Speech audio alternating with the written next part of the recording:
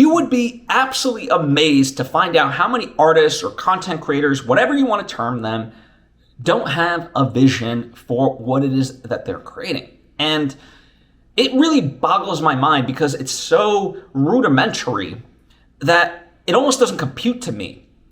But I've been seeing it more and more, and so I want to kind of address it and, think of this as like part complaint, but hopefully to try add an issue so that way by identifying the problem, we can fix the problem, sort of, to sort of speak, right? So, an example of something like that is like, I think we got to this point. Let me start kind of like the macro why I think this is happening and give you the specifics of how this is enacting itself. I think people have this idea that they want to create something, right? And a noble pursuit. You want to write a book, you want to create some music, you want to write poetry, you want to make a podcast, you want to make a film, whatever it is, it doesn't really matter. But you have to approach it from, what about it is that I'm trying to create, right? If I'm trying to create a podcast, what do I want to say with the podcast? If I'm making a movie, what's the movie about? What's the story? What's the core of it? Maybe not all the details, but like at its core, what is it? When you're making a painting, okay, what is the painting that you want to create? And not only that, it's like, okay, let's say it's an apple, right? But is it a fresco painting? Is it cubism? Is it realism? What is it, right? You kind of have to start to know these things. And even if you don't know the specific term, one of the easiest things for me that whenever I work with people is to give them references, right? That way we can all have a starting position. And generally I do this like when it comes to films, because that's normally what I most work on with people in collaboration is, if it's a visual shot that I'm trying to get, then I'll send them a picture or a video, right? If it's a piece of music that I would like made, then I send them that. If I'm talking about a certain sound design or stuff like that, then I'll send, it could be a video clip, it could be just an audio clip, right? I'm trying to get as close to, the thing, right, as I can. And I try to describe it in many ways that I can to give it more context. So not only do I send, let's say, an image, but I also describe what I like about the image, right? To give it as much context as possible. Because yes, part of the whole idea of sending an image is to have, a picture is worth 1,000 words sort of a thing, right? So to cut down on the dialogue about it, but they can look at that and then I can explain with words, okay, what it is that I like, what are the similarities that I'm going for, and what might be the distinctions that are different from what I'm trying to create, right? So there's that aspect, and you'd be amazed because there's a lot of people that have tried to hire me, or people that I know that have like come to me for advice. And it stems from this idea that whoever they're working with, collaborating with, hiring, whatever you want to term it, they essentially just want to offload it and say, hey, like, they understand the aspect like that they got to pay somebody, right? So they hand the money and they're like, make this good. But good is not a direction. Good is not a vision. So it's just mind-boggling in that way of, obviously I work on a lot of podcasts, right? So if someone hires me, like, hey, I want to make a good podcast. And, sometimes people, like, my onboarding process, I know can be annoying to people, but it's because I'm asking various questions of like, okay, what are podcasts you listen to? Like, what is the definition for you, right? I'm trying to reverse engineer the process I use with people on them because I need that information. Otherwise, I might be the world's greatest podcast editor. I'm not saying I am, but let's just assume it's like if I don't know what you're going at, art is at the end of the day subjective. Some people, want things to be very tight, and any superfluous chit chat, cut. Any questions that might have, been boring, cut. Things like that. Others want to be a little bit more naturalistic. Right? So there is a distinction in all of that has to go with it.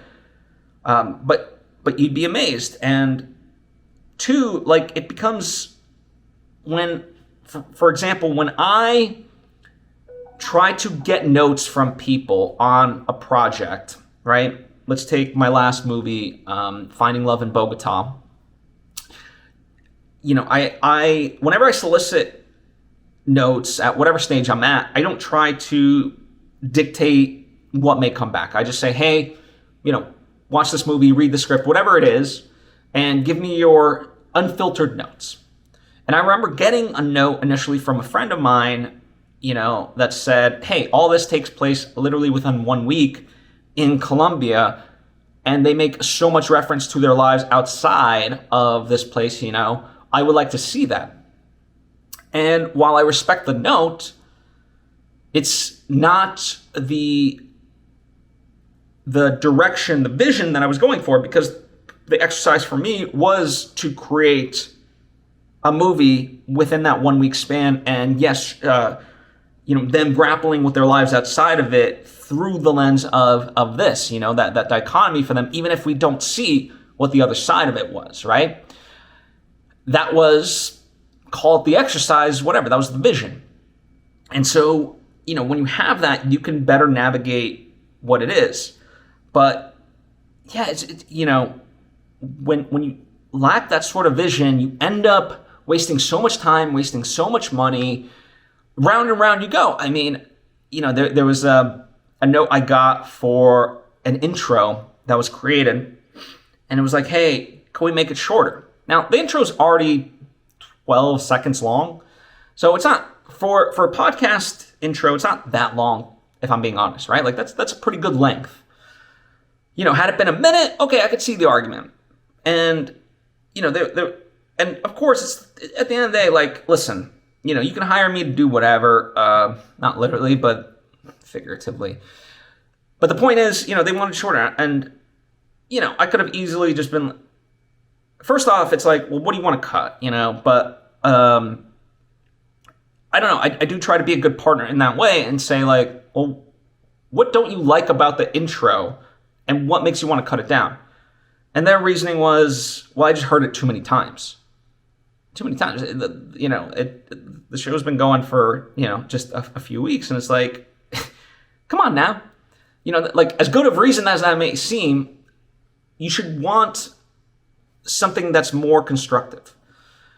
Right? And yeah, I just, the reason I'm harping on this is because so much time and energy is wasted on things that, I'm not going to say don't matter, but you want a specific reason to chase anything in life, to do any amount of work. And it just boggles my mind. And I see people get frustrated. There's a recent example where someone hired people to work on a major project. And the people that they worked with are really good people, but they didn't deliver what that person wanted. Why is that? And it's like, the people working on it weren't given a direction. I'm in the midst of my latest film, The Arbiters, which is an animated project, and it's a fantasy project. And so there's a lot of elements, quite literally there's lines in the script of like, that, what is to come is unimaginable. And we joke about it because we have to make the unimaginable imagined and actually translate it. And that's a very difficult task. And so, I have to be as clear and concise, specific, and utilizing all the tools in my arsenal to be able to convey that vision in order to get what I want. And if I don't, then I can't be upset by the result.